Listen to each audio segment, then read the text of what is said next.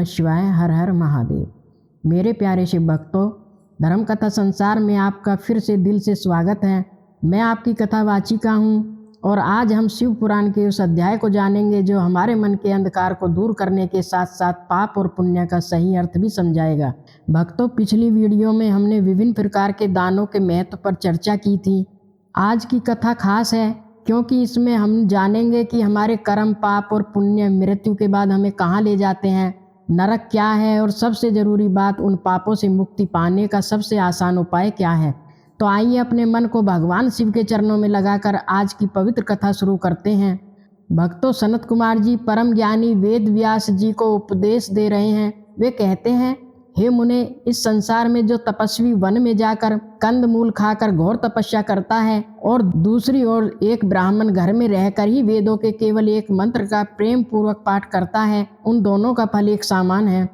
सोचिए, प्रभु का नाम लेना और शास्त्रों का अध्ययन करना कितनी बड़ी तपस्या के बराबर है। सनत कुमार जी आगे कहते हैं, हे व्यास, जैसे आकाश में सूर्य और चंद्रमा के बिना घना अंधेरा होता है, वैसे ही जिस जीवन में पुराणों का ज्ञान नहीं है वहाँ अज्ञान का अंधकार छाया रहता है। इसलिए हमेशा पुराणों का स्मरण करना चाहिए क्योंकि यही शास्त्र हमें अज्ञान के नरक से निकालकर ज्ञान के प्रकाश की ओर ले जाते हैं। सनत कुमार जी कहते हैं कि कलयुग में तो पुराण सुनने से भी बड़ा कोई धर्म नहीं है। जो मनुष्य भगवान शिव की कथा सुनता है वह अपने कर्मों का विशाल जंगल को जलाकर भस्म कर देता है और इस भवसागर से तर जाता है। चाहे 2 घड़ी हो या 1 घड़ी हो या केवल एक क्षण के लिए ही सही, जो भक्ति भाव से शिव जी की कथा सुन लेता है उसकी कभी दुर्गति नहीं हो सकती। शिव पुराण का स्मरण और शिव का नाम का कीर्तन कल्प वृक्ष के फल के समान है जो आपकी हर मनोकामना पूरी करता है। और हाँ भक्तों, दान का भी अपना एक विशेष महत्व है। जो व्यक्ति कथा सुनाने वाले विद्वान को या किसी सुपात्र ब्राह्मण को श्रद्धा के साथ दान देता है उसका फल अक्षय हो जाता है। स्वर्ण, सोना, गाय और पृथ्वी का दान, ये 3 ऐसे दान हैं जो देने वाले को तो तारते ही हैं, लेने वाले का भी उद्धार कर देते हैं। तुला दान यानी अपने वजन के बराबर किसी वस्तु का दान करना सब दानों में श्रेष्ठ बताया गया है। यह दान मनुष्य के मन, वाणी और शरीर से किए गए सारे पापों को दूर कर देता है। लेकिन इन सबसे भी बड़ा एक दान है विद्या का दान। किसी को ज्ञान देना, उसे सही मार्ग दिखाना सबसे बड़ा पुण्य है। लेकिन मेरे प्यारे भक्तों, जीवन में हम जाने अनजाने बहुत सी गलतियां कर बैठते हैं। सनत कुमार जी ने वेद व्यास जी को उन भयंकर परिणामों के बारे में भी बताया जो पाप कर्म करने वाले मनुष्य को भोगने पड़ते हैं। यह सुनना थोड़ा डरावना लग सकता है, लेकिन यह जानना हमारे लिए बहुत जरूरी है ताकि हम उन पापों से बच सकें। सनत कुमार जी कहते हैं कि पाताल लोक के ऊपर कई प्रकार के नरक हैं जहाँ पापियों को उनके कर्मों की सजा मिलती है। सावधान रहिए, जो व्यक्ति झूठी गवाही देता है या हमेशा झूठ बोलता है वह रोरव नाम के भयंकर नरक में जाता है। सत्य ही शिव है, इसलिए झूठ बोलना शिव से दूर जाना जैसा है।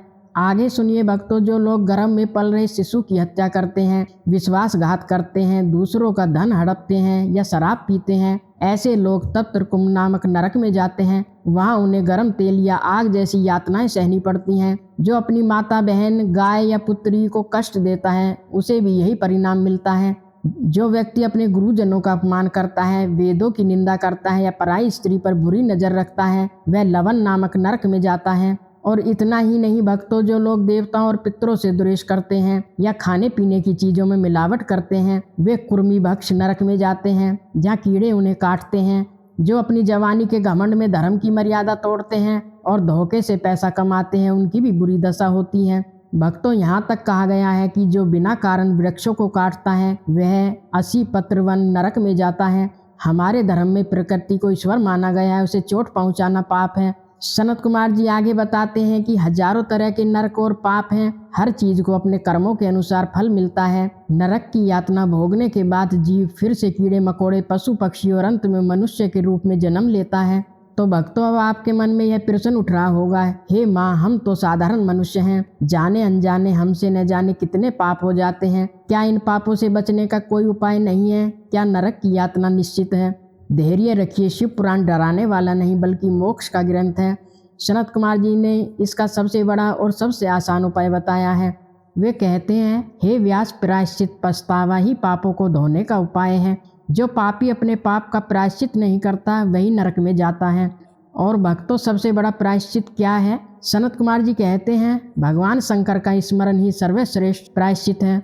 जी हाँ, जिस व्यक्ति को पाप करने के बाद सच्चा पछतावा होता है और जो अपनी गलती मानकर भगवान शिव को याद करता है, उसके सारे पाप जलकर खत्म हो जाते हैं। चाहे सुबह हो, शाम हो या रात हो, जो भगवान शिव का नाम जपता है वह पाप रहित होकर शिवलोक को पा लेता है। जैसे आग जंगल को जला देती है, वैसे ही शिव का नाम पापों के विशाल पर्वत को भी भस्म कर देता है। जो व्यक्ति भक्ति भाव से दिन रात भगवान शिव का स्मरण करता है वह कभी नरक में नहीं पड़ता। अंत में सनत कुमार जी एक बहुत गहरी बात समझाते हैं। वे कहते हैं, नरक और स्वर्ग ये केवल हमारे पाप और पुण्य के ही दूसरे नाम हैं। एक दुख देने वाला है, दूसरा सुख देने वाला है। सच तो यह है कि सुख और दुख केवल हमारे मन के विकार हैं।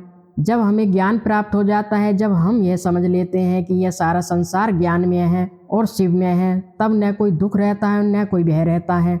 तो भक्तों, आज की कथा का सार यही है कि हमसे भूल हो सकती है, हम इंसान हैं, लेकिन अगर भूल हो जाए तो उसे छिपाएं नहीं, महादेव के सामने स्वीकार करें, उनका नाम लें और प्रण लें कि अब हम धर्म के मार्ग पर चलेंगे, झूठ, हिंसा, चोरी और बड़ों के अपमान से बचेंगे।